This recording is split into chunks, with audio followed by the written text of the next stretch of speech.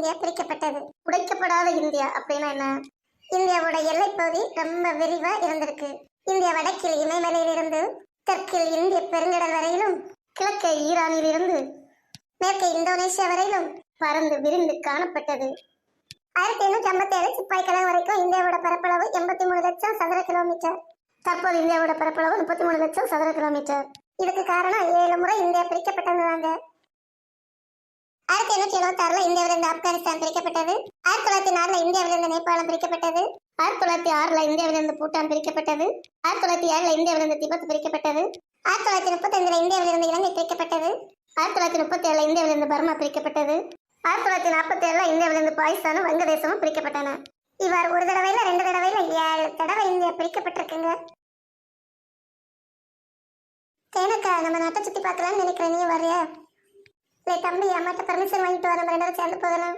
அம்மா எனக்கு பெர்மிஷன் தரதே பெரிய விஷயம், அதுல உனக்கு நான் கேட்கணுமா? இதோ நம்ம டீச்சர் வந்துட்டாங்க, அவங்களையும் கூட்டிட்டு போகலாம். டீச்சர், நீங்க எங்க போறீங்க? இந்தியாவோட மாநிலங்களை எல்லாம் சுத்தி பார்க்க போறோம், நீங்க வந்து சேர்ந்து போகலாம். நம்ம நாட்டுக்கு எப்போ சுதந்திரம் கிடைச்சிச்சு? 1947 ஆகஸ்ட் 15. ஆங்கில ஆட்சியின் போது நம்ம நாடு எத்தனை தடவை பிரிக்கப்பட்டுச்சுன்னு தெரியுமா? ஒரே ஒரு தடவை தான். 1947 நம்ம நாடு சுதந்திரம் அடையும் போது இந்தியா பாகிஸ்தான் 2ஆ பிரிக்கப்பட்டுச்சு. அடடே, ஒரு முறை இல்லடா. ஆங்கிலேயர் ஆட்சி செய்த 61 ஆண்டுகள்ல 7 தடவை இந்தியா பிரிக்கப்பட்டது. நமக்கு தெரிஞ்சது கடைசி பிரிவினை மட்டும்தான். 1876 முதலாக இந்தியாவும் ஆப்கானிஸ்தானும் பிரிக்கப்பட்டுச்சு. முதல் பிரிவினை இந்தியா ஆப்கானிஸ்தான் பிரிவினை. 1876 வரைக்கும் ஆப்கானிஸ்தானத்தின் பழைய பெயர் ஆப்கானிஸ்தான். இதில் உள்ள காந்தாரத்தின் பழைய பெயர் காந்தகார். இந்த ஆப்கானிஸ்தான் ஒரு சைவ நாடு. மகாபாரதத்துல ஆப்கானிஸ்தானை பத்தி சொல்லப்பட்டிருக்கு. மகாபாரதத்துல இந்த காந்தாரம் பகுதி விவரிக்கப்பட்டுள்ளது. காந்தாரம் ஆப்கானிஸ்தானத்திலிருந்து கௌரவர்களின் தாய் காந்தாரி மற்றும் தாய்மாமன் சகுனி இவர்கள் வாழ்ந்ததாக கருதப்படுகிறது. அதுக்கப்புறம் இந்த காந்தகார் முகலாயரின் ஆட்சி காலத்தில் ஷாஜகானோட ஆட்சி வரைக்கும் ஷாஜகானின் கட்டுப்பாட்டில் இருந்துச்சு. அதுக்கப்புறம் அந்த காந்தகார் இந்தியாவோட ஒரு பகுதியாக தான் இருந்திருக்கு. 1876 ரஷ்யாவுக்கும் பிரிட்டனுக்கும் இடையே காந்தமாக்கு ஒப்பந்தம் கையெழுத்தானது. இந்த காந்தமாக்கு ஒப்பந்தத்துக்கு அப்புறமா தான் ஆப்கானிஸ்தான் தனி நாடாக ஏற்றுக்கொள்ளப்பட்டது. இந்திய ஆப்கானிஸ்தான் எல்லைப்பகுதி 106 கிலோமீட்டர். மிக குறுகிய எல்லைப்பகுதி இந்திய ஆப்கானிஸ்தானத்துடன் பகிர்ந்தளிக்கிறது. 2வது பிரிவினை இந்தியாவுக்கு எப்ப தெரியுமா நடந்துச்சு? 1904 இந்தியாவிலிருந்து நேபாளம் பிரிஞ்சது. பழங்காலத்துல நேபாளம் தியோதர் என அழைக்கப்பட்டது. புத்த மதத்தை போதித்த புத்தர் லும்பனில பிறந்தாரு. அன்னை சீதை இந்த நேபாளத்தில் உள்ள ஜனக்பூரில் பிறந்தாங்க. இத்தகைய சிறப்பு வாய்ந்த நேபாள நாடு 1904 ஆங்கிலேயரால் 2ஆக பிரிக்கப்பட்டது. நேபாளம் இந்து நாடு என்றும் நேபாளம் என்று அழைக்கப்பட்டது. நேபாளம் இந்து ராஷ்டிரா நேபாளம் என்று அழைக்கப்பட்டது. சில ஆண்டுகளுக்கு முன்பு வரை நேபாள மன்னர் நேபாள நரேஷ் என்று அழைக்கப்பட்டார். நேபாளத்தில் 81% இந்துக்களும் 9% பௌத்தர்களும் உள்ளனர். பேரரசர் அசோகர் மற்றும் சமுத்திரகுப்தரின் ஆட்சியின் போது நேபாளம் இந்தியாவின் ஒருங்கிணைந்த பகுதியாக இருந்தது. 1951 ஆண்டு நேபாளத்தின் மகாராஜா திரிபுவன் சிங் அப்போதைய இந்திய பிரதமர் பண்டிட் ஜவஹர்லால் நேருவிடம் நேபாளத்தை இந்தியாவோட இணைக்குமாறு வேண்டுகோள் விடுத்தார். ஆனால் ஜவஹர்லால் நேரு அந்த முன்மொழிவை நிராகரித்தார். இந்திய நேபாள எல்லை நீளம் 1751 கிலோமீட்டர். 3வது பிரிவினை 1906 இந்தியா பூட்டான் பிரிவினை. 1906 இந்தியாவிலிருந்து பூட்டானை பிரிச்சவங்க ஆங்கிலேயர்கள். 1906 பூட்டான் தனி நாடாக அங்கீகரிக்கப்பட்டது.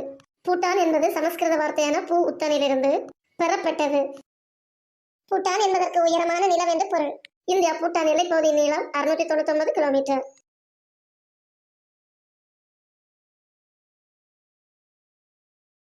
மூன்றாவது பிரிவினை 1907 இந்தியா திபெத் பிரிவினை.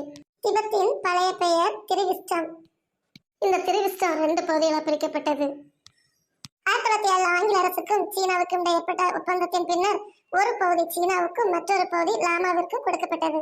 1954 இந்திய பிரதமர் ஜவஹர்லால் நேரு சீன மக்களுக்கு தனது ஒற்றுமையை காட்ட திபெத்தை சீனாவின் ஒரு பகுதியாக ஏற்றுக்கொண்டார். 1935 இந்தியாவிலிருந்து இலங்கை பிரிக்கப்பட்டது. இந்தியாவை இலங்கை பிடிச்சவங்க ஆங்கிலேயர்கள். இலங்கையோட பழைய பெயர் என்ன தெரியுமா? சிங்கால் தீப். சிங்கால் தீப் சிங்கால் தீப்னு சொல்லி அந்த சிலோன் மாறிற்று. சிங்கால் தீப் என்ற வார்த்தை மருவி சிலோன் என்று அழைக்கப்பட்டது. பேரரசர் அசோகரோட காலத்துல இலங்கையின் பெயர் தாமிரபரணி என அழைக்கப்பட்டது. அசோகரோட மகன் மகேந்திரனும் மகள் சங்கமித்ராவும் புத்த மதத்தை பரப்புவதற்காக இலங்கைக்கு சென்றனர். அந்த காலத்துல இலங்கை இந்தியாவின் ஒன்றுபட்ட பகுதியாக இருந்தது. இந்த சின்ன சின்ன தீவு கூட்டங்களா இருக்குல்ல, இதுதான் இந்தோனேஷியா. இந்தோனேஷியாவோட பழைய பெயர் திபந்தர் பாரத். புராணங்கள்ல இதன் பெயர் இப்படிதான் குறிப்பிடப்பட்டுள்ளது. திபந்தர் பாரத் என்றால் இந்தியா முழுவதும் உள்ள கடல் என்று பொருள். இது இந்து அரசர்களின் ராஜ்யமாக இருந்தது. மிகப்பெரிய சிவன் கோவில் ஜாவா தீவில் அமைந்துள்ளது. இங்குள்ள கோயில்களில் முக்கியமாக ராமர் மற்றும் கிருஷ்ணர் சிலைகள் செதுக்கப்பட்டுள்ளன. புவனகோஸ் சமஸ்கிருதத்தில் 520 வசனங்களை கொண்ட மிக பழமையான புத்தகம். இந்தோனேசியாவின் இன்னும் பல பெயர்கள் சமஸ்கிருத மொழியிலேயே உள்ளன. மலேசியாவின் பழைய பெயர் மலாய் தேஸ். இது ஒரு சமஸ்கிருத வார்த்தையாகும். மலாய் தேஸ் என்றால் மலைகளின் நாடு. மலேசியாவை பத்தி ராமாயணத்திலே ரகுவம்சத்திலே விவரிக்கப்பட்டுள்ளது. மலாய் மொழியில் சைவம் நடைமுறையில் இருந்தது. துர்க்கை விநாயக பெருமானை வழிபட்டனர். மலாய் தேசத்தில் உள்ள பிரதான எழுத்து எது தெரியுமா? பிராமி எழுத்து. இங்குள்ள மொழி எது தெரியுமா? சமஸ்கிருத மொழி. தாய்லாந்து வெள்ளை யானைகளின் நாடு. 1939 வரை சியாம் என்று அழைக்கப்பட்டது. இங்குள்ள முக்கிய நகரங்கள் அயோத்தி, ஸ்ரீ விஜய் போன்றவை. சியாமில் புத்த கோயில்களின் கட்டுமானம் 3ஆம் நூற்றாண்டிலே தொடங்கப்பட்டது. இன்னைக்கும் அந்த நாட்டில் பல சிவன் கோயில்கள் உள்ளன. தாய்லாந்தோட தலைநகரம் எது தெரியுமா? தாய்லாந்தோட தலைநகரான பேங்காங்கிலும் பல இந்து கோயில்கள் உள்ளன. கம்போடியா என்பது சமஸ்கிருத பெயரான கம்போஜ் என்பதிலிருந்து உருவானது. கம்போடியா உடைக்கப்படாத இந்தியாவின் ஒரு பகுதியாக இருந்தது. இந்தியாவின் வம்சாவளியை சார்ந்த கவுண்டிய வம்சத்தினர் முதல் நூற்றாண்டிலேயே கம்போடியாவை ஆட்சி செய்தனர். இங்குள்ள மக்கள் சிவன் கடவுள், புத்தர், விஷ்ணு ஆகியோரை வழிபட்டு வந்தனர். இங்குள்ள தேசிய மொழி சமஸ்கிருதம். இன்றும் கம்போடியாவில் செட், விசாகம், ஆசாதா போன்ற இந்திய மதங்களின் பெயர்கள் பயன்படுத்தப்படுகின்றன. கம்போடியாவில் உள்ள உலக புகழ்பெற்ற அங்கோர்வாட் கோயில் இந்து மன்னன் சூரியதேவ் வர்மனால் கட்டப்பட்டு விஷ்ணு கடவுளுக்காக அர்ப்பணிக்கப்பட்டது. அங்கோர்வாட் கோயிலில் ராமாயணம், மகாபாரதம் தொடர்பான ஓவியங்கள் உள்ளன.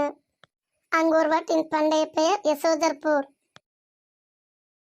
வடக்கில் இமயமலை முதல் தெற்கில் பசிபிக் பெருங்கடல் வரையிலும், மேற்கில் ஈரான் முதல் கிழக்கில் இந்தோனேஷியா வரையும் பறந்து விரிந்திருந்த இந்திய நிலப்பகுதியை வியாபாரம் என்ற பெயரில் ஆள வந்த ஆங்கிலேயர்கள் ஒரு முறையல்ல, 2 முறையல்ல, 7 முறை துண்டு துண்டாக கூறு போட்டு கொண்டார்கள்.